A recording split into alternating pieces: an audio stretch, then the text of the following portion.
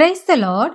இன்றைக்கு daily dose of divine சேனல்ல தீத்து 3ஆம் அதிகாரம் மற்றும் பிரசங்கி 6ஆம் அதிகாரமும் வாசிக்க கேட்போம். கர்த்தாவே, உம்முடைய வேதத்தில் உள்ள அதிசயங்களை பார்க்கும்படிக்கு எங்கள் இருதயத்தின் கண்களை திறந்தருளும் சுவாமி. ஆமேன். தீத்து 3ஆம் அதிகாரம். துரைத்தனங்களுக்கும் அதிகாரங்களுக்கும் கீழ்ப்படிந்து அடங்கியிருக்கவும், சகலவிதமான நற்கிரியைகளையும் செய்ய ஆயத்தமாயிருக்கவும், ஒருவனையும் தூஷியாமலும் சண்டை பண்ணாமலும் பொறுமையுள்ளவர்களாய் எல்லா மனுஷருக்கும் சாந்த குணத்தை காண்பிக்கவும் அவர்களுக்கு நினைப்பூட்டு. ஏனெனில் முற்காலத்திலே நாமும் புத்தியீனரும் கீழ்ப்படியாதவர்களும் வழி தப்பி நடக்கிறவர்களும் பலவித இச்சைகளுக்கும் இன்பங்களுக்கும் அடிமைப்பட்டவர்களும் துர்க்குணத்தோடும் பொறாமையோடும் ஜீவனம் பண்ணுகிறவர்களும் பகைக்கப்படத்தக்கவர்களும் ஒருவரையொருவர் பகைக்கிறவர்களுமாயிருந்தோம். நம்முடைய இரட்சகராகிய தேவனுடைய தயையும் மனுஷர் மேலுள்ள அன்பும் பிரசன்னமான போது, நாம் செய்த நீதியின் கிரியைகளின் நிமித்தம் அவர் நம்மை இரட்சியாமல் தமது இரக்கத்தின்படியே மறுஜென்ம முழுக்கினாலும் பரிசுத்த ஆவியினுடைய புதிதாக்குதலினாலும் நம்மை இரட்சித்தார். தமது கிருபையினாலே நாம் நீதிமான்களாக்கப்பட்டு நித்திய ஜீவன் உண்டாகும் என்கிற நம்பிக்கையின்படி சுதந்திரராகத்தக்கதாக அவர் நமது இரட்சகராகிய இயேசு கிறிஸ்து மூலமாய் அந்த பரிசுத்த ஆவியை நம்மேல் சம்பூரணமாய் பொழிந்தருளினார். இந்த வார்த்தை உண்மையுள்ளது. தேவனிடத்தில் விசுவாசமானவர்கள் நற்கிரியைகளை செய்ய ஜாக்கிரதையாயிருக்கும்படி நீ இவைகளை குறித்து திட்டமாய் போதிக்க வேண்டுமென்று விரும்புகிறேன். இவைகளே நன்மையும் மனுஷருக்கு பிரயோஜனமுமானவைகள். புத்தியீனமான தர்க்கங்களையும் வம்ச வரலாறுகளையும் சண்டைகளையும் நியாயப்பிரமாணத்தை குறித்து உண்டாகிற வாக்குவாதங்களையும் விட்டு விலகு. அவைகள் அப்பிரயோஜனமும் வீணுமாயிருக்கும். வேத புரட்டனாயிருக்கிற ஒருவனுக்கு நீ 2 தரம் புத்தி சொன்ன பின்பு அவனை விட்டு விலகு. அப்படிப்பட்டவன் நிலை தவறி தன்னிலை தானே ஆக்கினை தீர்ப்புடையவனாய் பாவம் செய்கிறவன் என்று அறிந்திருக்கிறாயே.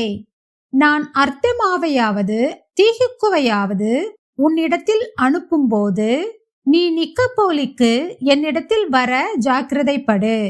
மாரி காலத்திலே அங்கே தங்கும்படி தீர்மானித்திருக்கிறேன்.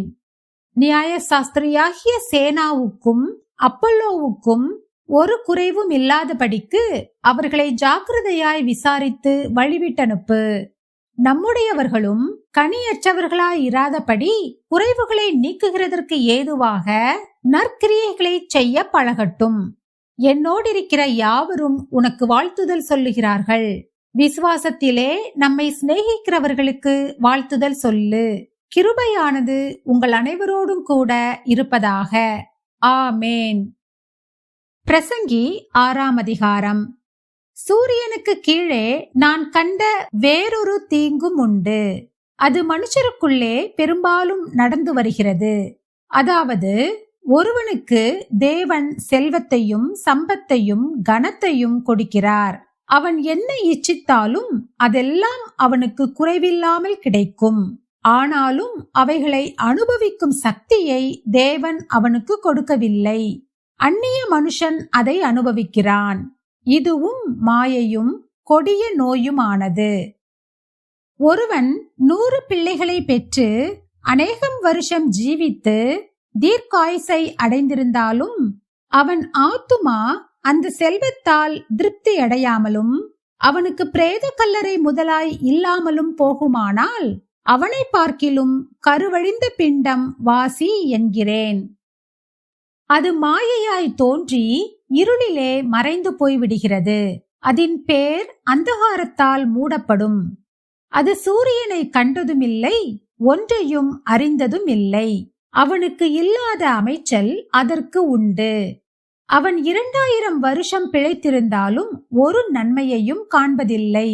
எல்லாரும் ஒரே இடத்துக்கு போகிறார்கள் அல்லவா? மனுஷன் படும் பிரயாசமெல்லாம் அவன் வாய்க்காகத்தானே, அவன் மனதுக்கோ திருப்தி இல்லை. இப்படி இருக்க மூடனை பார்க்கிலும் ஞானிக்கு உண்டாகும் மேன்மை என்ன?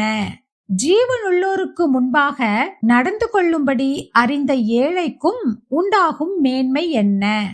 ஆசையானது அலைந்து தேடுகிறதை பார்க்கிலும் கண் கண்டதே நலம். இதுவும் மாயையும் மனதை சஞ்சலப்படுத்துகிறதுமாயிருக்கிறது. இருக்கிறவன் எவனும் தோன்றும் முன்னமே பேரிடப்பட்டிருக்கிறான். அவன் மனுஷன் என்று தெரிந்திருக்கிறது. தன்னிலும் பலத்தவரோடே போராட அவனால் கூடாது. மாயையை பெருக பண்ணுகிற அநேக விசேஷங்கள் உண்டாயிருக்கிறபடியால் அதனாலே மனுஷருக்கு பிரயோஜனம் என்ன? நிழலை போன்ற மாயையான தன் ஜீவ காலத்தை போக்கும் மனுஷனுக்கு இந்த ஜீவனில் நன்மை இன்னதென்று அறிந்தவன் யார்? தனக்கு பின்பு சூரியனுக்கு கீழே சம்பவிக்கும் காரியம் இன்னதென்று மனுஷனுக்கு அறிவிப்பவன் யார்? நாம் ஜெபிப்போம். அன்பின் பரலோக பிதாவே, இந்த அருமையான காலை வேளையை தந்ததற்காக உமக்கு நன்றி ஏசப்பா. எத்தனையோ பேருக்கு இல்லாத ஸ்லாக்கியத்தையும் பாக்கியத்தையும் அற்ப பாவிகளும் தூசுகளுமாகிய எங்களுக்கு தந்தீரே, அதற்காக உமக்கு நன்றி ஏசப்பா. இந்த நாளையும் உம்முடைய கரத்திலே ஒப்பு கொடுத்து விடுகிறேன். இந்த நாள் முழுவதிலும் நாங்கள் செய்ய போகிற ஒவ்வொரு காரியங்களையும் நீர்தாமே பொறுப்படுத்திக் கொள்ள வேண்டுமாறு ஜெபிக்கிறேன். கையின் பிரயாசங்களை வாய்க்க செய்தருளும். கையிட்டு செய்கிற ஒவ்வொரு காரியங்களையும் ஆசீர்வதித்து கொடுத்துள்ள வேண்டுமாறு ஜெபிக்கிறேன் அப்பா. போக்கிலும் வரத்திலும் நீர்தாமே எங்களோடு கூடவே இருந்து எங்களை பாதுகாத்துக் கொள்ளும். இயேசு கிறிஸ்து மூலமாக ஜெபம் கேளும் எங்கள் ஜீவனுள்ள நல்ல பிதாவே, ஆமேன். என் ஆத்துமாவே கர்த்தரை ஸ்தோத்திரி, என் முழு உள்ளமே அவருடைய பரிசுத்த நாமத்தை ஸ்தோத்திரி. என் ஆத்துமாவே கர்த்தரை ஸ்தோத்திரி, கர்த்தர் செய்த சகல உபகாரங்களையும் மறவாதே. ஆமேன், ஆமேன். நாம் அடுத்த நாள் வேத வாசிப்பில் சந்திப்போம். God bless you.